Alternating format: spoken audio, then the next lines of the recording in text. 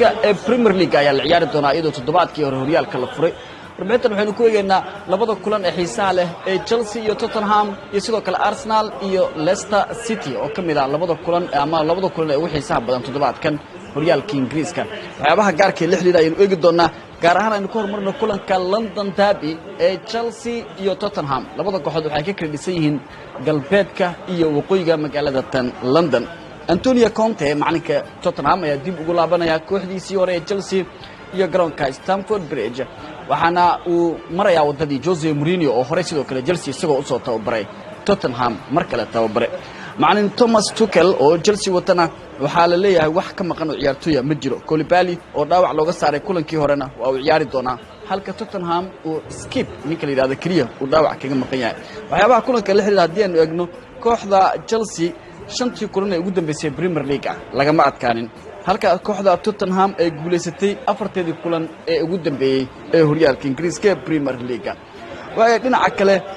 Chelsea guul weyn ay ku bilaabatay horyaalka toddobaadkii hore hali Goodison Park Everton kaga badisay waxaana goolkaas hore ugu dhaliyay xidigooda Jorginho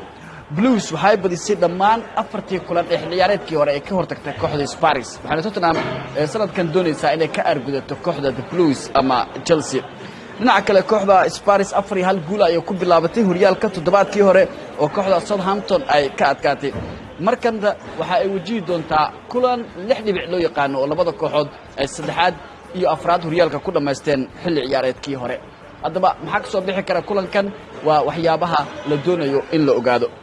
kulanka kale hadii aanu eegno Arsenal iyo Leicester City ayaa sabtida wada ciyaari doona Arsenal waxaa ka maqnaa xidigahoodii Vieira oo ku cusub iyo Smith Rowe labaduba tababarka ay ku soo laabteen ay leeyahay lama oga in ay ku soo bilaaban karaan hase yeeshee kooxda Leicester waxaa ka maqan Ricardo Pereira Barnes iyo Ryan Bertrand waxaana Fofana iyo James Maddison iyagana la leeyahay kooxda in ay iibiso ayaa la hadlayaa balse inay kulaga ka qayb qaataan ayaa suurtagal ah waxyaabaha ciyaarta la xiriira rikoorada hadii eegno Arsenal waxa ay badinaysay saddexdii kulan ee ugu dambeysay oo ay Leicester la ciyaartay waxay sidoo kale Arsenal ay guuleysatay saddexdii kulan ee ugu dambeeyay ee horyaalka ee garoonkeeda ku ciyaarto oo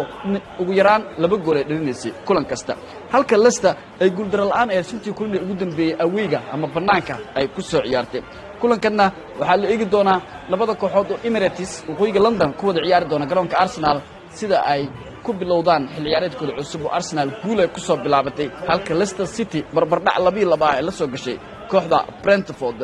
waxaana kooxda Gunners-ka ay doonaysaa in rikoorkeeda fiican ee xilli ciyaareedkii hore ee garoonkeeda kulamada ay ku ciyaartay in sanadkan ay sii wado oo kulankan uu yahay koodii ugu horeeyay oo ay gurigooda ku ciyaari doonaan ciyaartaasi iyo ciyaaraha kale waxyaabaha ka soo baxa waynu arki doonaa waxa daawadayaasha iyo dhageystayaashaba aan nagula wadaagi karaan afkaartooda iyo